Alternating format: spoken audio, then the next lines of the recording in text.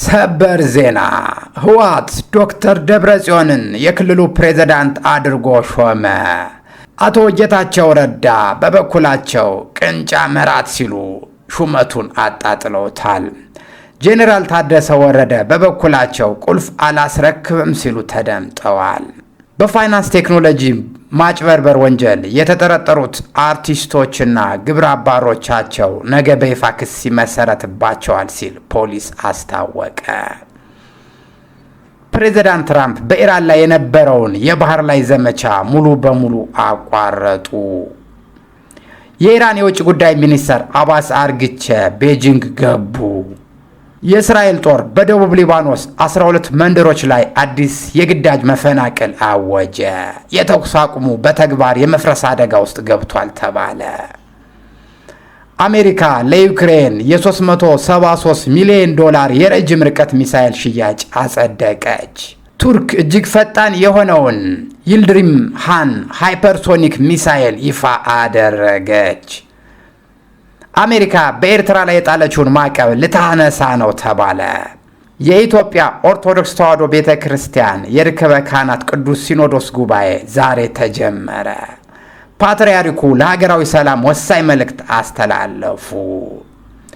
በካርቱም አውሮፕላን ማረፊያ ላይ የተፈጸመውን የድሮን ጥቃት ተከትሎ የሱዳን መንግስትን ክስ ኢትዮጵያ ክሱን መሰረተ ቢስ ብላ አጣጣለች። ይህ ኦርቶጵያ ሚዲያ ነው።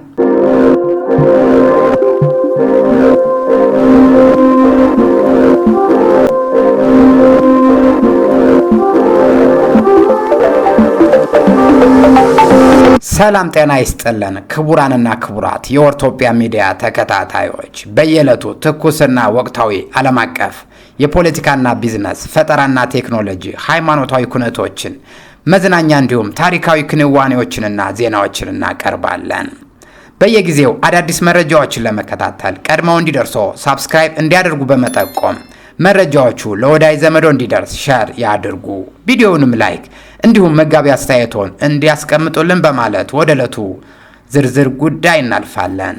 በዛሬው የመረጃ ሰዓታችን በኢትዮጵያ በአፍሪካ ቀንድ እና በዓለም አቀፍ መድረክ ላይ የተፈጠሩ አዳዲስና አነጋጋሪ ክንውኖችን ይዘን ቀርበናል። ዛሬ በዋናነት የምንመለከተው በትግራይ ክልል የተከሰተውን ያልተጠበቀ የፖለቲካ መፈራረስ፣ ከሱዳን ጋር የተጋጋለውን የዲፕሎማሲ ንትርክ እንዲሁም በዓለም አቀፍ ደረጃ በሆርሙዝ ወሽመጥ ላይ የተፈጠረውን የትራምፕ የዲፕሎማሲ ቁማር ነው። በሀገር ውስጥ ደግሞ የኢትዮጵያ ኦርቶዶክስ ተዋሕዶ ቤተክርስቲያን የቅዱስ ሲኖዶስ የጀመረውን ጉባኤና የአርቲስት ሰራዊት ፍቅሬና አባሮቹን የክስ ሂደት በዝርዝር እናስደምጣቸዋለን። እንደ ሁልጊዜው እስከ መጨረሻው አብራችሁን ቆዩ። በቅድሚያም የሆርሙዝ ውጥረትንና የትራምፕን የዲፕሎማሲ ቁማር እናስደምጣቸዋለን። ፕሬዝዳንት ትራምፕ የፕሮጀክት ነጻነት ወይም ፕሮጀክት ፍሪደም የተሰኘውን የታገቱ መርከቦችን በኃይል የመምራት ዘመቻ ለአፍታ አቁመዋል። ምክንያቱም ከኢራን ጋር የመጨረሻ ስምምነት ላይ ለመድረስ ትልቅ እድገት ስላለው ነው ብለዋል። ነገሩ ግን ሌላ ነው። መንገዱም የሰላም ብቻ አይደለም። የውጭ ጉዳይ ሚኒስትር ማርኮ ሮቢዮ እንደሚሉት አሜሪካ ኦፕሬሽን ኢፔክ ፍሪ የተሰኘውን የመጀመሪያ ወታደራዊ ዘመቻ አጠናቃለች። አሁን አዲስ የጀመረችው ዘመቻ ዓላማው ወሽመጡን ማስከፈት ብቻ ነው። አሜሪካ ካልተተኮሰባት በስተቀር ምላሽ አትሰጥም። ይህ ማለት አሜሪካ ከቀጥታ ጦርነት ወደ የተገደበ ጫና እየተሸጋገረች ነው ብለዋል። ነገር ግን ኢራን ይህንን በቀላሉ አልዋጠችውም። ፕሬዝዳንት ማሱድ አሜሪካ ከፍተኛ ግፊት እያደረገችብን ነው፣ አንድ ወገን ጥያቄዎቻችን አንቀበልም ብለዋል። እዚህ ጋር ሲያያዝ የኪዩንስ ኢንስቲትዩት የፖለቲካ ምሁር ታሪስ ፓርሲ ለአልጀዚራ በሰጡት ትንታኔ መሰረት ትራምፕ በኢራን ወደቦች ላይ የጣሉት የባህር ላይ እገዳ ያልታሰበ አፍራሽ ውጤት እያመጣ ነው ሲሉ እገዳውን ኮንነዋል። ምክንያቱም እገዳው ተጨማሪ ነዳጅ ከዓለም ገበያ እንዲወጣ አድርጓል። የተኩስ አቁም ባለበት ሁኔታ የነዳጅ ዋጋ ጦርነቱን ከነበረበት ጊዜ ከነበረው ዋጋ ይልቅ አሁን በከፍተኛ ሁኔታ ጨምሯል። ትራምፕ በዲፕሎማሲው የበላይነት ነበራቸው፣ ነገር ግን ይህ እገዳ ነገሮቹን ይበልጥ እያከበደባቸው ነው ብለዋል።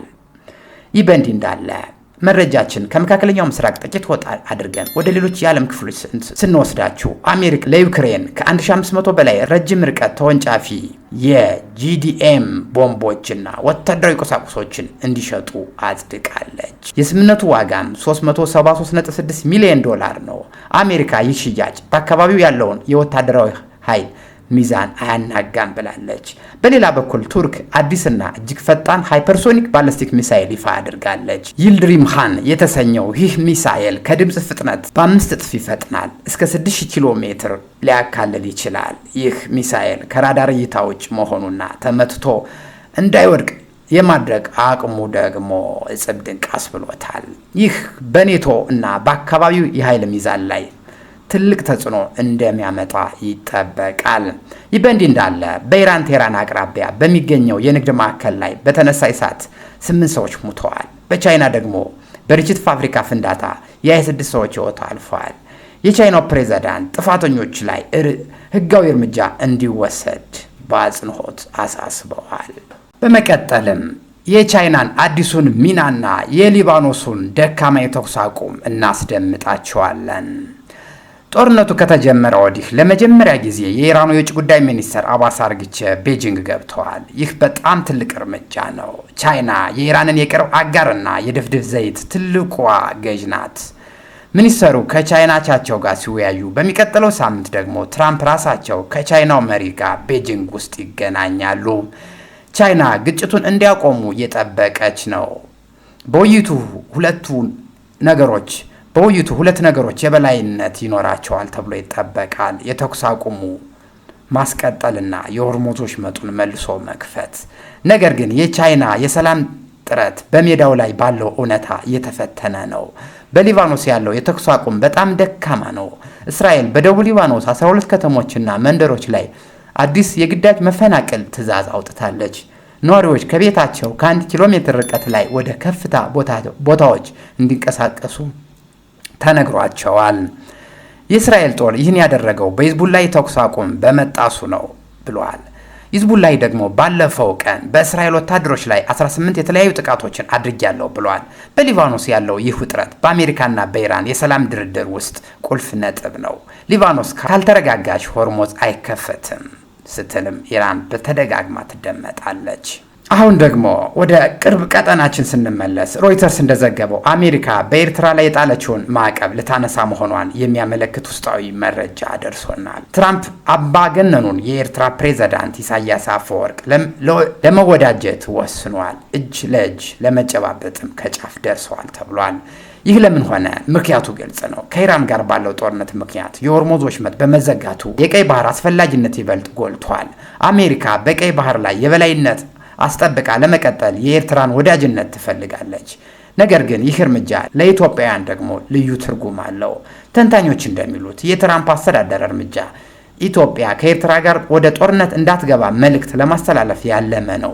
ኢትዮጵያ ታሪካዊ የባለቤትነት ጥያቄ የምታነሳበትን የቀይ ባህር ዳርቻ ኤርትራ ከተቆጣጠረች አሜሪካ ከኤርትራ ጋር ያላት ግንኙነት ማሻሻልን ትመርጣለች።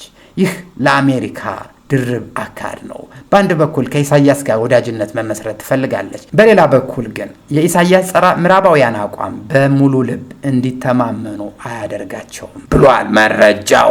በመቀጠል የኢትዮጵያ ቤተክርስቲያንን የርክበ ካህናት ቅዱስ ሲኖዶስ ጉባኤ በተመለከተ መረጃ እናጋራችኋለን።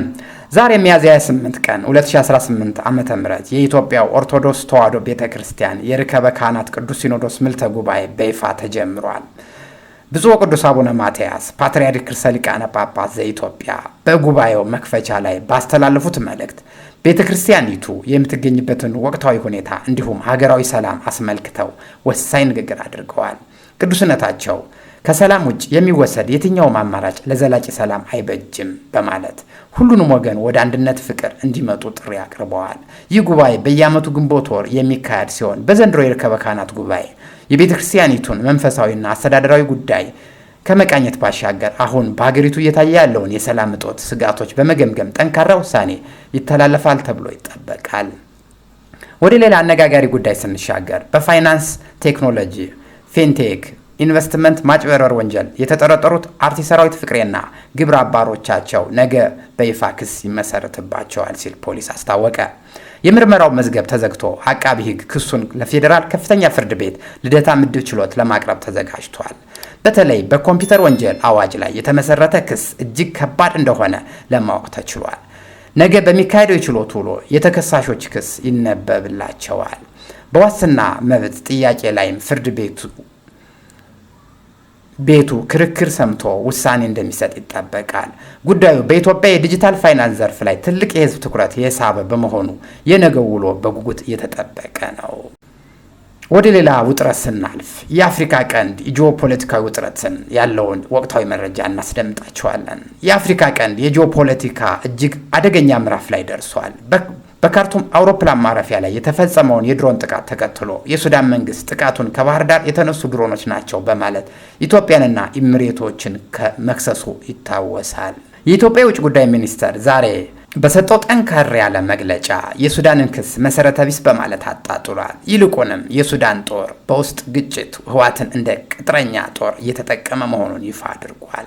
ኢትዮጵያ ሱዳንን ጸረ ኢትዮጵያዊ ኃይሎች በሚሰባሰቡበት ማዕከል ስትል መግለጿ የግብፅንና ሌሎችን የውጭ ኃይሎችን ጣልቃ ገብነት በቀጥታ እየጠቆመች ነው። አሜሪካ ጥቃቱን በግልጽ በማውገዝ ለፈጥኖ ደራሽ ኃይል ድጋፍ የሚሰጡ የውጭ ሀገራት ከድጋፋቸው ተቆጠቡ በማለት ቀይ መብራት አብርታለች።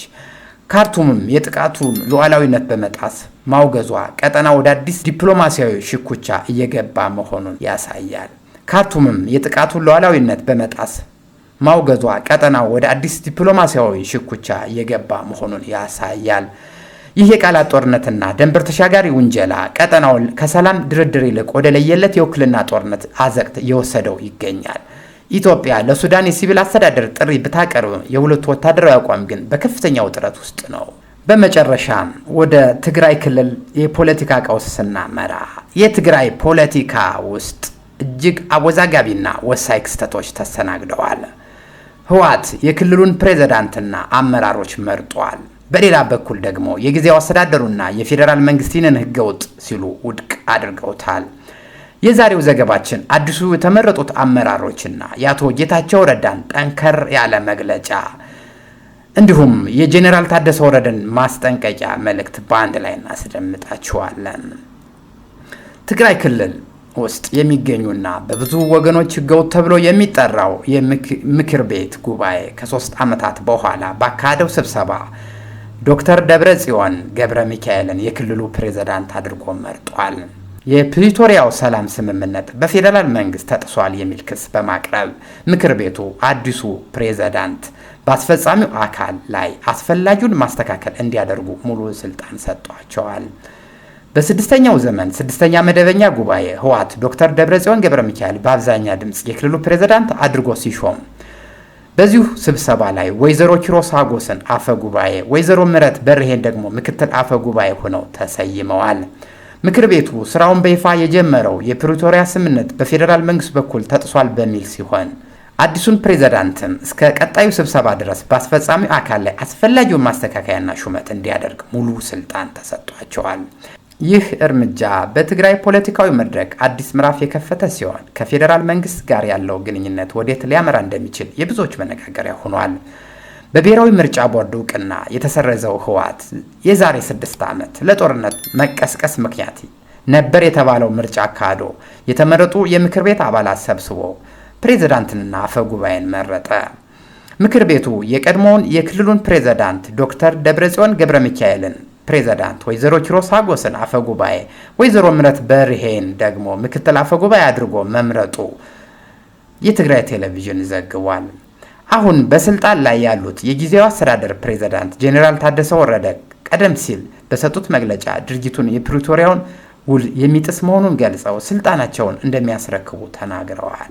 የህወሓት ድርጊት ህገ መንግስቱን የጣሰና ለህገ መንግስታዊ ስርዓት እውቅናን የነፈገ ተግባር ነው የሚሉት ፖለቲከኞች፣ ተንታኞች ድርጊቱን ወደ ጦርነት ሊያመራ እንደሚችል እያስጠነቀቁ ይገኛል። የትግራይ ምክር ቤት ወደ ስራ ገብቻለሁ በማለት ዶክተር ደብረጽዮን ገብረ ሚካኤል የክልሉ ፕሬዝዳንት አድርጎ መሾሙን ተከትሎ የጠቅላይ ሚኒስትር አማካሪና የትግራይ ጊዜያዊ አስተዳደር ፕሬዝዳንት የነበሩት አቶ ጌታቸው ረዳ እጅግ ጠንካራና ቁጣ ያዘለ ምላሽ ሰጥተዋል። የቃንጫ ምርዓት የአቶ ጌታቸው ረዳ ቁጣ። ይህ ሹመት ከተሰማ በኋላ የጠቅላይ ሚኒስትር አማካሪና የጊዜያዊ አስተዳደሩ ፕሬዝዳንት የነበሩት አቶ ጌታቸው ረዳ እጅግ ጠንከር ያለ መግለጫ ሰጥተዋል። የዶክተር ደብረጽዮን ቡድን እያደረገ ያለውን እንቅስቃሴ ልጆች ቤት ሰርተው ከሚጫወቱት ቃንጫ ምርዓት ወይም የእቃ ጨዋታ ጋር አመሳስለውታል። እነዚህ አካላት ሳይባረሩ ወይም ሳይጠረጉ የትግራይ ሰላም አያገኝም በማለት ባሮየው አመራር ከፖለቲካዊ መድረክ መወገድ እንዳለበት በግልጽ አስቀምጠዋል። አቶ ጌታቸው ረዳ በይፋዊ ማህበራዊ ትስስር ገጻቸው ባሰፈሩት አጭር ነገር ጥልቅ መልእክት አዘል ቁም ነገር አስተላልፈዋል። የዶክተር ደብረጽዮን ቡድን እያደረገ ያለው የስልጣን ሽኩቻ ልጆች ቤት ሰርተው ከሚጫወቱት ቃንጫ ጨዋታ ጋር በማመሳሰል ክፉኛ አጣጥለውታል። በመቀጠልም የጄኔራል ታደሰ ወረደ ማስጠንቀቂያ ስንመለከት የትግራይ ጊዜያዊ አስተዳደር ፕሬዝዳንት ጄኔራል ታደሰ ወረደ ህወሓት የወሰደውን እርምጃ የፕሪቶሪያውን ውል የሚጥስ መሆኑን በመጥቀስ ስልጣናቸውን እንደማያስረክቡ አስታውቀዋል። በህግ የተሰጠችኝን የህዝብ አደራ በዘር የተደራጀ የህወሓት ቡድን እየተከፈለ መስዋዕትነት እከፍላለሁ እንጂ ማህተምና ቁልፍ አላስደፍርም። እኔ እንደ አቶ ጌታቸው ረዳ መምህር ሳልሆን ወታደር ነኝ ብለዋል። ጄኔራሉ በትግራይ ያለውን የፖለቲካ ችግር መፍትሄው እኔ ያልኩት ብቻ ይሁን ከሚል አምባገነናዊ አስተዳደር መውጣት የትግራይ ህዝብ ሌላ የውድቀት አዙሪት ውስጥ እንዳይገባ መላው ህዝብ ለውይይት መድረክ መነሳት እንዳለበት ጥሪ አቅርበዋል። በህግ የተሰጠኝን የህዝብ አደራ በዘር የተደራጀ የህወሓት ቡድን የተከፈለውን መስዋዕትነት እከፍላለሁ እንጂ ማተሜን ቁልፌን አላስደፍርም።